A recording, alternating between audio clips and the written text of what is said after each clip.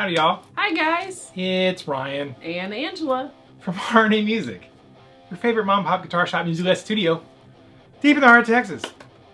And we're back. Yes. Yay! Finally. We are. Goodness gracious. Time to answer y'all's questions. Let's go. Let's do this.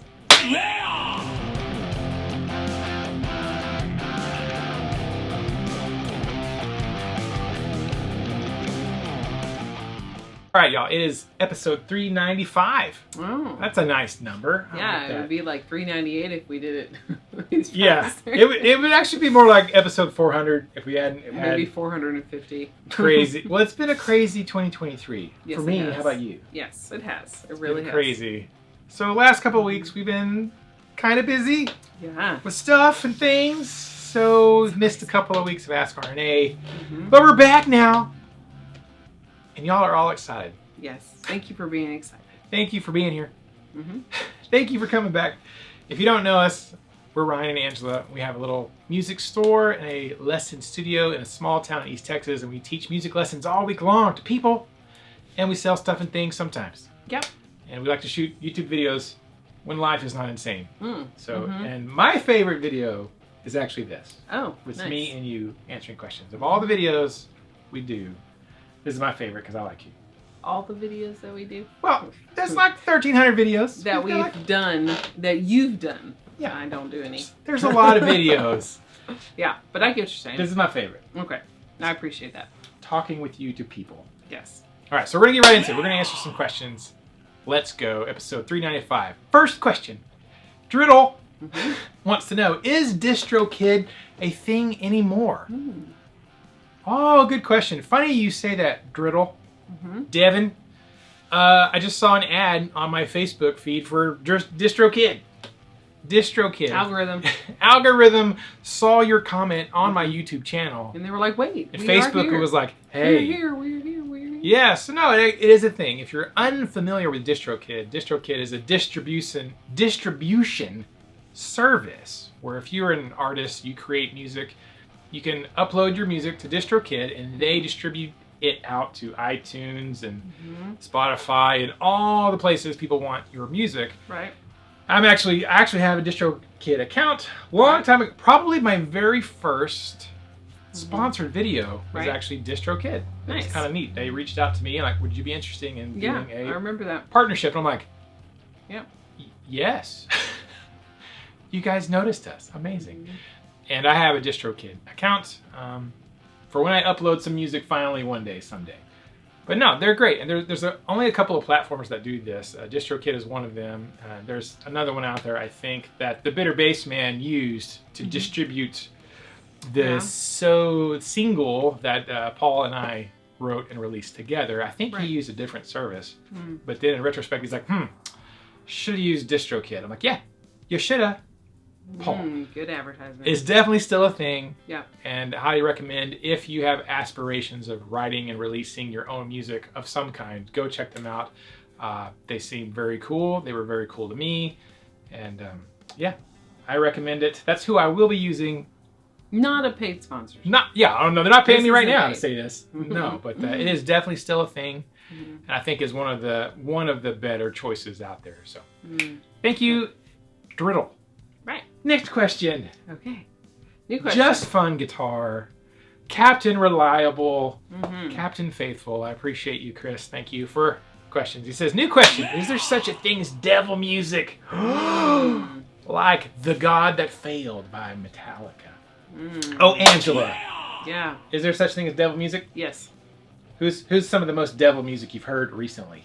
I don't Beyonce? listen. Don't listen to a lot of devil music, but what I've seen. Devil other went down to Georgia. Yes, as people have shared stuff, there's a lot of, like, Billie Eilish has a lot of very demonic centered. Little Nas X has a lot of demonic centered. Pop music There's- is way more satanic Yeah, than there's metal like music is. Madonna just came out with something that was extremely disturbing. Of course, Beyonce has a lot of stuff. Taylor Swift has seance-y. Anything that worships Satan, the creation, Witchcraft. is considered demonic. it doesn't have to have Satan in it, but anything that is anti-God or anti what he says we should and shouldn't do, then it is considered demonic because it's being influenced by something other than him. Yeah. So, or pro-human. Yeah, pro-human, humanistic music. The first religion was humanism. Yeah, so that is, it's out there, and there's some that's just blatant, that's almost obnoxiously blatant, like they're trying that shock factor and that shock and awe. I don't know who they're appealing to, but I think it's a rite of passage for most pop groups to have something I'm edgy that does say whatever. I don't know, but yes, there is actual devil music. There's lots of songs from rock bands that glorify Satan and actually Satan himself. So yes, there is such thing as devil music. I think most music, even some Christian music, has a tendency to be very self-glorification and can, in God's eye, be very demonic. And I know that says a lot. Christian music, what? Well, if it doesn't glorify God, then it's glorifying something. And if it's glorifying something other than him, then it's not good. Right? In his eyes. Right. That's his standards. Now, our standards are different, and that's a whole other thing. But they say his ways are higher than our ways. Yes. His thoughts are not our thoughts. Right. So For you have to think of it that way. But I find it interesting being kind of growing up a metalhead, being that's what hard rock and stuff. That was my thing. It really seems to me nowadays that pop music is way more satanic. Yeah. In general. Well, it was like. I mean, there are some metal bands that are, Yeah, let's not. I'm not saying there aren't metal bands that are built say it the right way. Built their thing even on AC/DC, their album with the horns and stuff. The Beatles did the same thing. Every group has something that they've been compromised on. Right, but you kind of like metal has that reputation of like, oh, it is the devil music, right? But pop and a lot of rap, it has an overlaying blanket of people thinking. that's devil music. I'm like, have you even read the lyrics? Right. Most of it's political. Yeah. I mean, the majority of it. Well, I would say really popular stuff. I would say 60-40. 60-40 is 60% of it is mostly just political against the man. Yeah. Very observant. The government. Life and the misery of life. So I think that's more of it. And some songs are, love songs that rock bands play. But here now, where it was before, pop music was predominantly about relationships and sex. Mm-hmm. Now it's like relationship, sex, and the occult. Satan. It's like almost all of them have some kind of, occult imagery. Yes. Yeah. So. When I read this, one of the first things I thought was like, music itself, I think, is, agnostic. Music is neither good nor evil. Right. Lyrics are what is. It's the intent and the lyrics it's the intent behind it. Yeah. Like money is amoral. Money is neither good nor evil. Right. What you do with money is sort of what matters. I feel like musical notes themselves are not. No. In the organization of musical notes and rhythms. Because even God tells us to worship. Even God tells us the rocks will cry out, that things sing and worship and lift up your voices. So obviously he created it to not be demonic. Yeah. But through human stupidity and selfishness, we've turned something that could be very beautiful, and a lot of people have used it for beauty. Turned it into something very ugly and destructive. Just like a lot of rap music or just anything is just like, some of it's just ugly and destructive and toxic, just like anything. Yeah. Like food can be the same way. A car can be the same way. It's, whatever. Yeah. Great question. Just fun guitar. Mm-hmm. See, guitar should be fun. Yes. Not just devil guitar. Right. Just fun guitar. Thank you, man. Appreciate it. Jeffrey Egan with the next question. Since you started as a drummer before guitar, do you think that's helped with your timing, or is that something you always have to work at? Hashtag KTMA, hashtag line government. Hashtag, Stick it to the man, stick it to the man. Okay, great question, Jeffrey. Thank you so much. Yes, I in fact was a drummer before I was a guitar player. And this is something I talk about with my guitar students quite a bit, actually, because something I have noticed as a music teacher, multi-instrumentalist. I teach piano, I teach guitar, I teach bass. Obviously, I teach drums and percussion. Right. Something that I tend to not struggle with very much on guitar is rhythm. But I always tell my students, I'm like, listen, I had about 3 years of percussion, like classically trained percussion, reading, rhythms, counting, rudiments, all of that stuff. Like 6th grade, 7th grade, 8th grade, and kind of toward the end of 8th grade, my 8th grade year, is when I got a guitar, and I started on a guitar. Of course, I had piano lessons when I was a kid before I was a drummer. Right.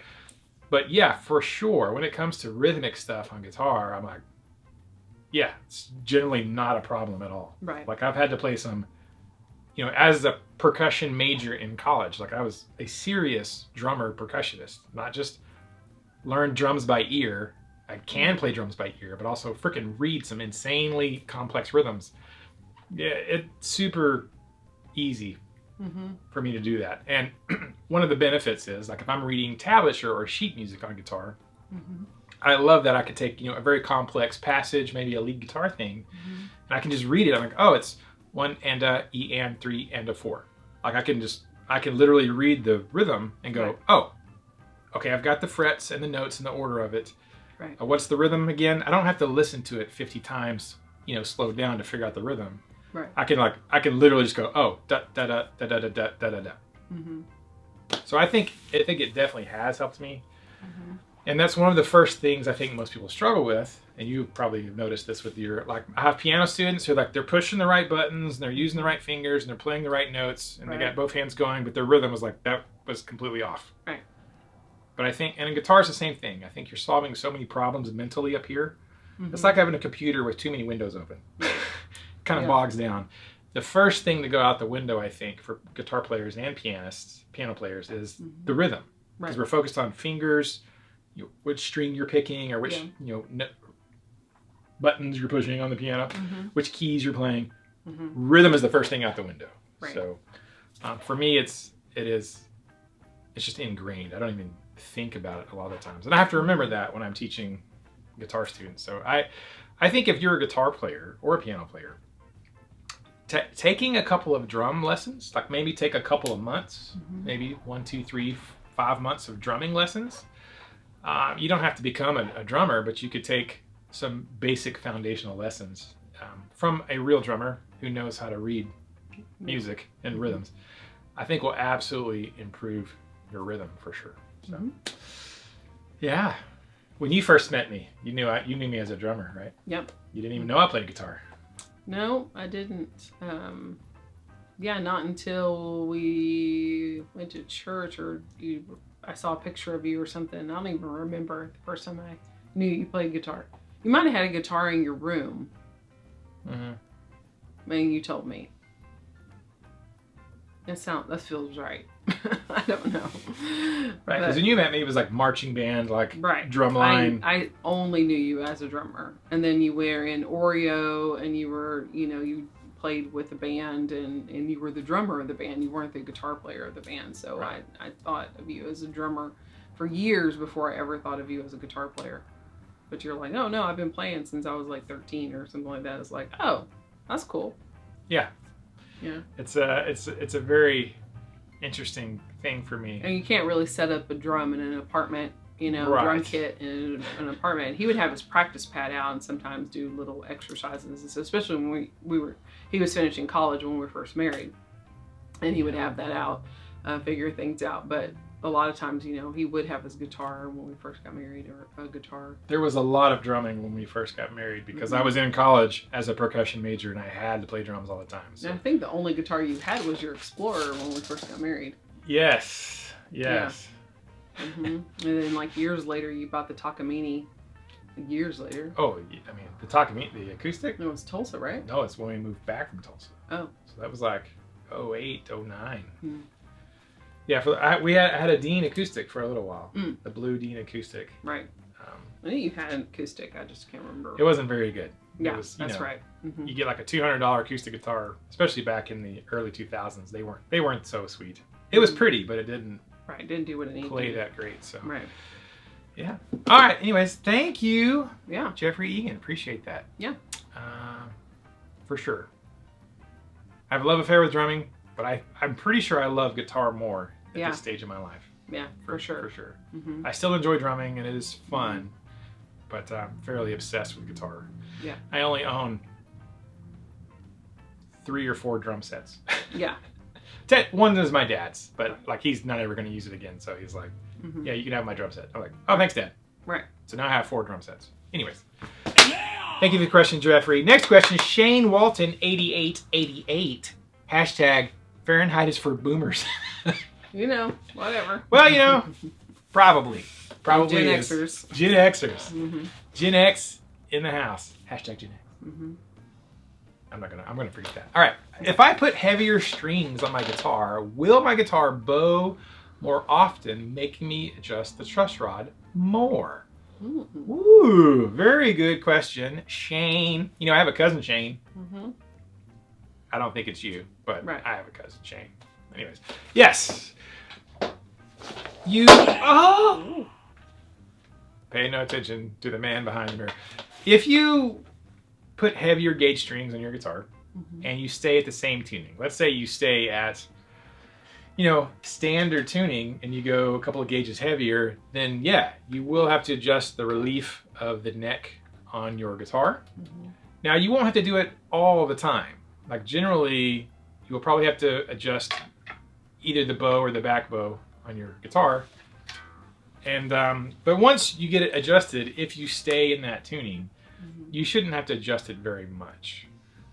Now, if you put heavier gauge strings on your guitar and you tune down lower, right, you may or may not have to adjust it. So it's dependent. It's not just the string gauge. It is also the tuning that you go to. I brought out the my ESP LTD EC1000T. I stinking love this guitar. I've had it for years. And I have not played it for a while because I was having some dead fret issues up top. And when I took another guitar to get fixed the other day, I'm like, man, I need to take this to my friends who are, you know, they're like wizards at, you know, luthier work and tech setups and stuff. And I'm like, man, I've been struggling with this LTD for a bit. But while I had them working on another fret issue on another guitar, I took it and they're like, oh, it had too much relief. It had too much of a back bow, too much relief to it. And so therefore that would cause, I thought I had some dead frets. He's like, no, you just got way too much relief. And so that would cause your upper frets to be kind of dead. So we needed to straighten this one out and adjust it. And he did. And he tweaked a couple other things for me. And now I'm like, oh, I have my James Hetfield guitar back. I'm so excited I can play it and it's not choking out and dying. But I can't remember if I had heavier gauge strings on it. And that's probably what pulled it up a little bit. So for sure, yeah, you may have to adjust your truss rod. But depending on your tuning, and if you keep switching string gauges, you may have to adjust it more often. But usually, pick your string gauge, pick your tuning you generally want to stay in. You may have to adjust it a little bit initially, and then maybe a couple of weeks later, a little bit more. But you'll probably be good if you stay in that tuning. Oh. I'm so happy to have this one playable. Right. Again, I know I gotta just messing everything up. Thank you, Shane. Great question, man. Very good question. All right, now it's time for my favorite part of my favorite video. I don't have any picks. Oh man, it's comment of the day. I won't need it. I won't need it.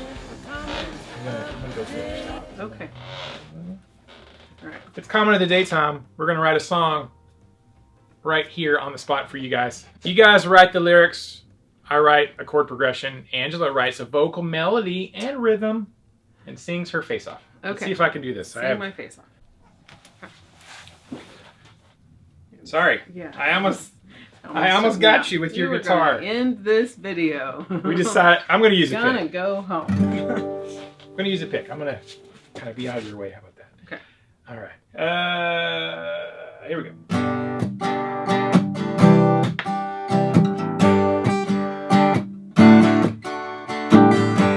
J-Van B231. Yeah. For a single coil Teles, I think quarter pounder. Said it's hard to beat. And a chopper T in the bridge is cool too.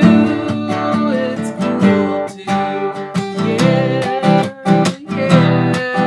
Yeah, cool too.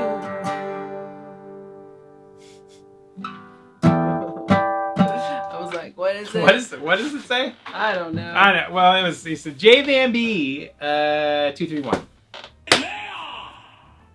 For a single coil Teles, I think the quarter pounder set is hard to beat. A chopper T in the bridge is cool too. We were talking about pickups for Teles for hard rock about 3 weeks ago in the last episode of Ask RNA. Yeah.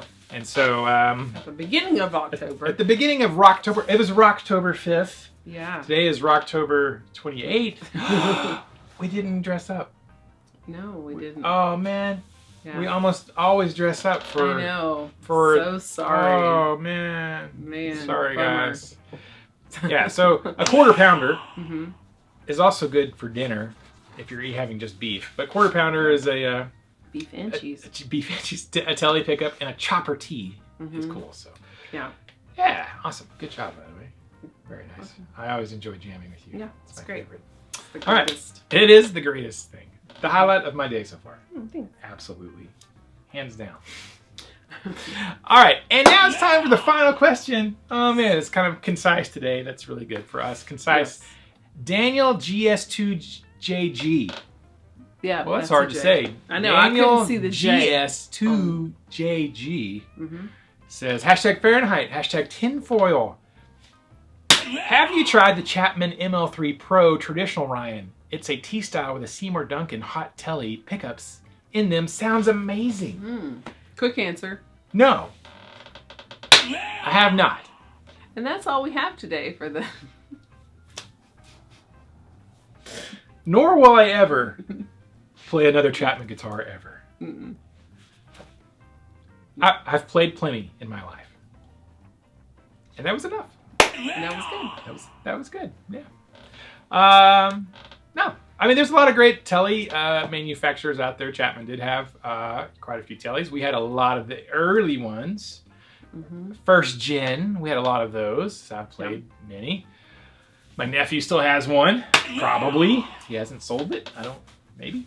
Anyways, but you know, there's a lot of brands out there with great T-styles. I'm trying to think. Well, I actually have a Fender Tele, which is a little weird.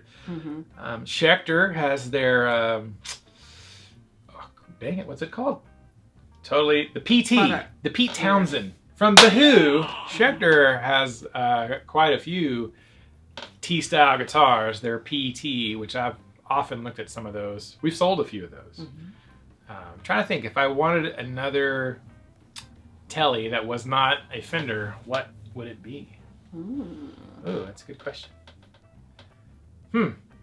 Here's a question for y'all. If you wanted a T-style guitar that was not a Fender, what would you pick? Tell us down below. I would love to see you guys and girls' See your answers. responses. Yeah. All right. Thank you guys so much. That was the final question. Appreciate you guys hanging out. It's been a while since we've done this. But thank you guys for hanging out with us. I have done 1 or 2 little video updates in the last couple of weeks, kind of filling you in on what's been going on and a little playthrough. Let me know if y'all enjoyed the little playthrough video I did practicing for our students. We had a little performance with our students a couple of weeks ago. We did. That I did not get any video footage of because we were busy doing things. We were. Get destroyed!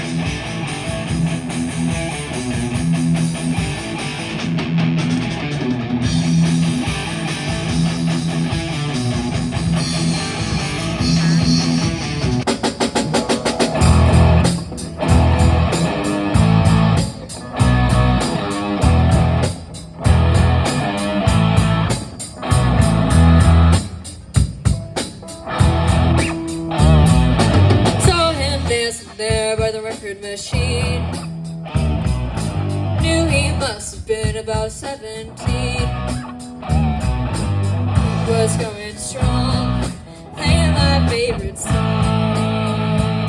I could tell it wouldn't be long till it was with me, yeah, me. And I could tell it wouldn't be long till it was with me. I'm waiting on parents to give me some footage because I would like to share that if I could for you guys. We will try. We will try. That's it. All right.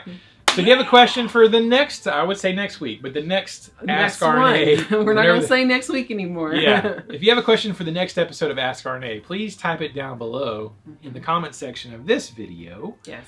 And if you think about some, you know, we always do the comment of the day song. So, you know, not a super long comment, about a 1-sentence comment, like a 1 or 2 sentence comment, make a lyric, you know, maybe think about that if you want. And yeah, we will probably do a live premiere of this video. So I tend to do that with the Ask RNAs. We don't go live as much anymore because it's time consuming. A little tricky for us to do that. But I do try to like publish the Ask RNA videos as a premiere, and Angela and I, usually for sure me, sometimes Angela will be in the chat chatting with you live during the premiere. So if you want to engage with us live, try to catch the premiere of the video if you can. Yeah. And yeah. And with that, that's it. And now it's time for secret hashtag of the day. If you watch this entire video from the beginning to end, all the way through, that makes you a very special person, a legend of a person. This little game we like to play called Secret Hashtag. So you're going to put this with your question or your comment or by itself, just like Jeffrey Egan did, and most of the other really cool people did. And this week it's going to be hashtag Gen X. Gen X. Yeah. Which we are. We are. The best generation. Yeah, I got under the wire by 2 years. Yeah. You made it, babe. Well, 3. Thank God. I know. Now I want to be a millennial. I know some millennials that are nice. There's a couple I millennials. know, but I don't like the name. I like the name Gen X. What is it, Nicholas? Nicholas and Aiden are Gen Z. They're Gen Zers? Mm-hmm. Okay. What's after Gen Z? Omega. These little 10-year-olds that we're teaching right now. What Yeah. are they? Omegas? They're Omegas, yeah. They're like Omega Supreme are from like Transformers? The end. Oh. Alpha and Omega. Omega The Red? end. The end. The end? Generation Omega? Whew. Yeah. Gen X is the best. Check it out. The best. Yes. I'm pretty sure. All right. Thank you guys so much. Hashtag Gen X. Type that with your question or your comment down below. And you will have unlocked epic legendary status. You know, we actually could have memberships on the RNA channel. YouTube keeps telling me, hey, you haven't set up memberships where you could become a member.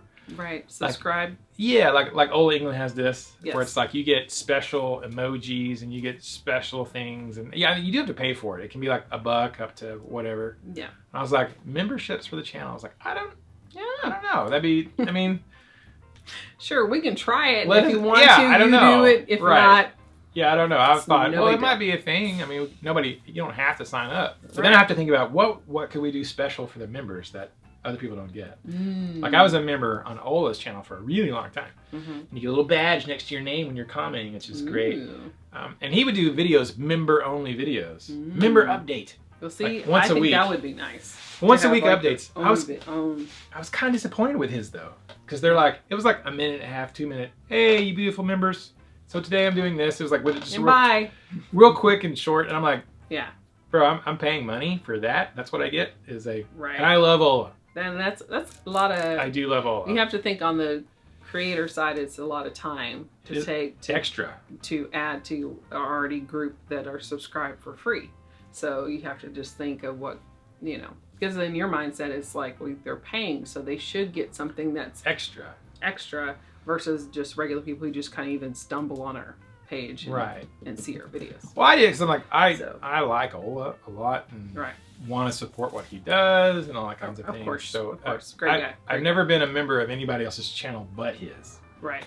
You know, and it was more to do with like, I like what you do. I've received a lot of value. I guess it's seeing what other people do and kind of farm out, like not farm out, but like just investigate. Like, what would be a good thing that you could do? What's a good balance that we RNA could do that would for the make people? Sense for them. Yeah, that provides that extra to make it worth the, you know, Yeah. $1 or $2 a month you. Right. Like maybe if you're a, you know, subscriber, then you can get access to videos that we only have for students. Right. That's a good idea. You know, like there's stuff that y'all don't see because they're strictly just for our students. But if you subscribe or become a member, then you have access to those. Yeah. Every now and then I'll log into my tools on YouTube. Like, hey, you haven't set up memberships. You should do that. I'm like, oh, I don't know if anybody would even do that for us. But why would you? You never know. You never know. All right. Maybe that would be a thing. Right now we have our own little membership. It's secret hashtag of the day group. That's fun. That you're special if you do, if you put the hashtag. You get nothing, but you're special. You do, yeah. You get our respect and our love, our admiration.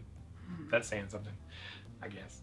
Yep. All right. Thank you guys so much. We'll see you in the next video. Until then, keep the music alive. Don't forget it. The music needs you. And you need the music. And we need to keep it alive for the next generation of Omegas. That's right. The final generation. The final generation. Final countdown. Hashtag final countdown if you made it this far. Ooh. Ultra secret hashtag. Ultra mega secret hashtag. I have to go pick up a shirt. What? From where? From Rachel. She's not. Oh, I thought she was going to bring it to you. No, she hasn't been able to get away. I understand. I also am extremely busy. Since I'm about to get in my own car and drive home, might as well swing by and get it. That's true. Bye, guys.